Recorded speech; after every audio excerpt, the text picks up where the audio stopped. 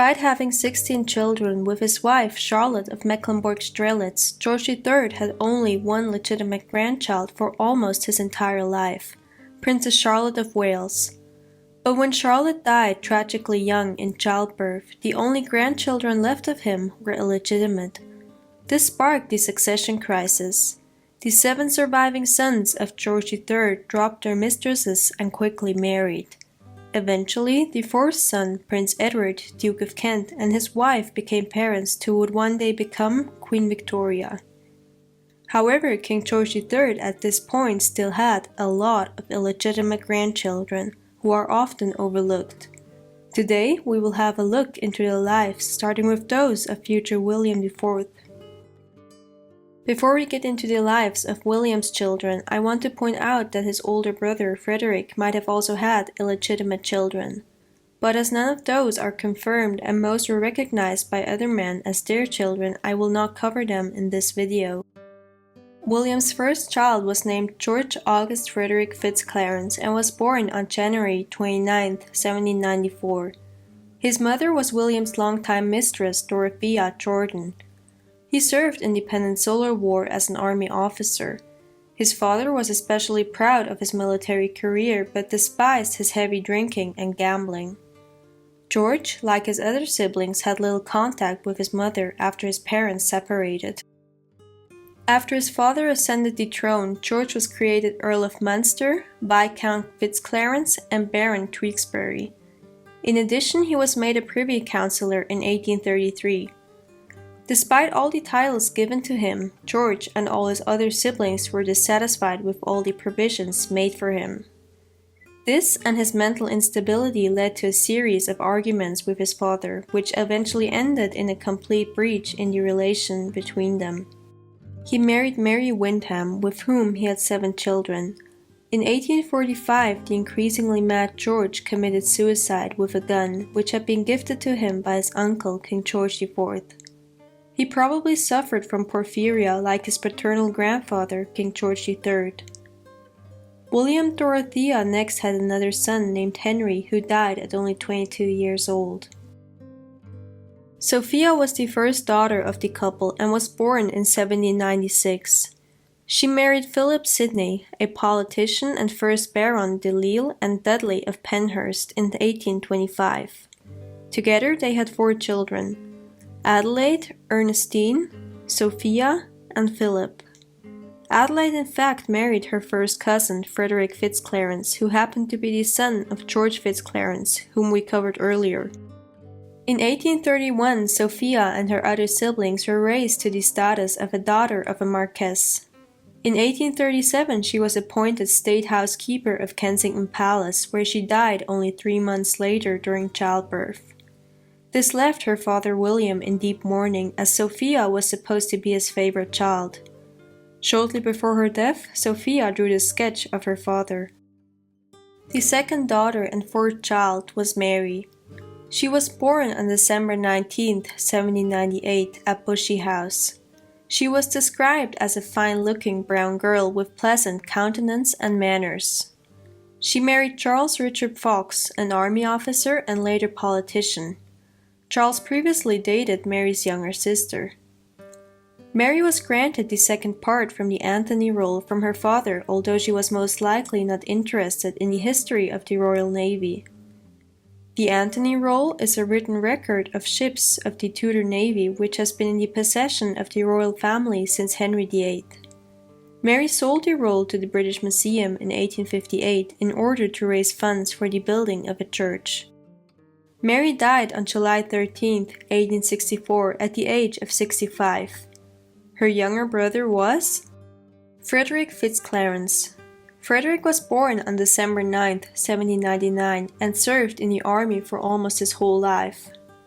At the age of only 15, he was commissioned as an officer in the British Army. After being awarded the Knight Grand Cross of the Royal Guildford Order, Frederick became Lieutenant Governor of Portsmouth and General Officer commanding Southwest District. In 1852, he became Commander-in-Chief of the Bombay Army. Frederick married Lady Augusta Boyle, with whom he had 2 children. He died in 1854, with his widow outliving him by 22 years. Elizabeth was the next child of William and Dorothea and was born on January 17, 1801. She married William Hay, the 18th Earl of Erroll, on December 4, 1820. Upon her marriage to William, Elizabeth became Countess of Erroll. The couple had 5 children. One of Elizabeth's grandsons, through her daughter Agnes, married Princess Louise, the eldest daughter of King Edward VII and Queen Alexandra.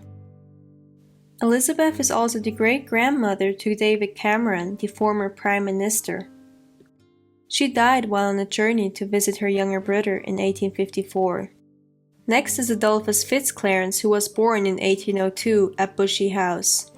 He attended boarding school before being sent to sea at the age of only 11.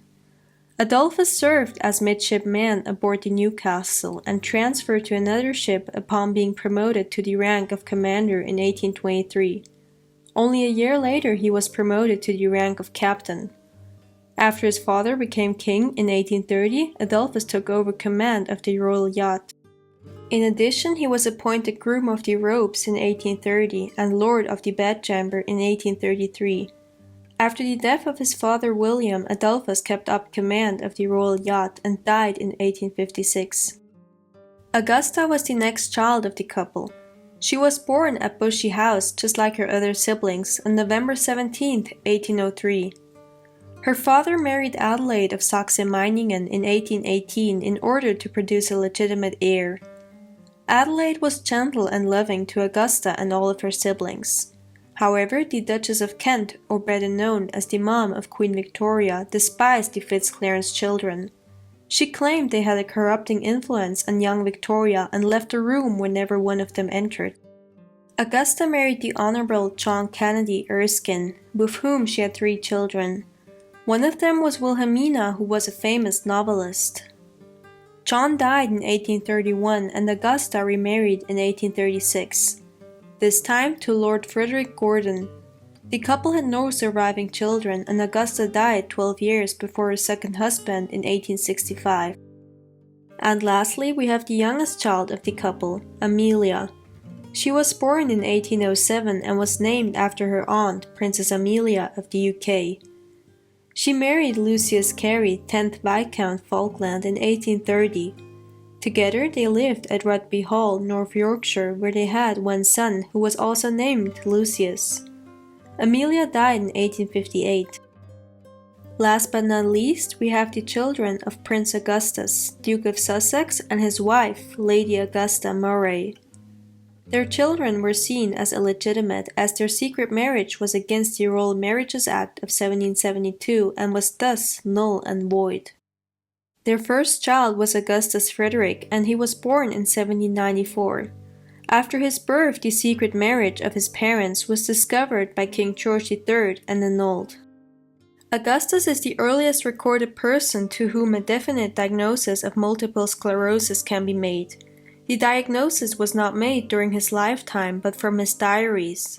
He left a detailed description of his sufferings for a time span of over 22 years. His symptoms began at the age of 28 with a sudden transient visual loss. He further developed weakness of the legs, clumsiness of the hands, and many other symptoms. By 1844 he required a wheelchair. He was confined to his bed for his last years but always kept an optimistic view on life and lastly died in 1848. His younger sister was Augusta Emma. She was born in 1801 and married quite late at the age of 44. Her husband was Thomas Wilde, 1st Baron Truro. He was a lawyer, judge, and politician and already had 3 children from his first marriage. Augusta and Thomas never had any children during their marriage. Augusta suffered from asthma during her later years and died suddenly in 1866. £40,000 from her erbits were left to charity.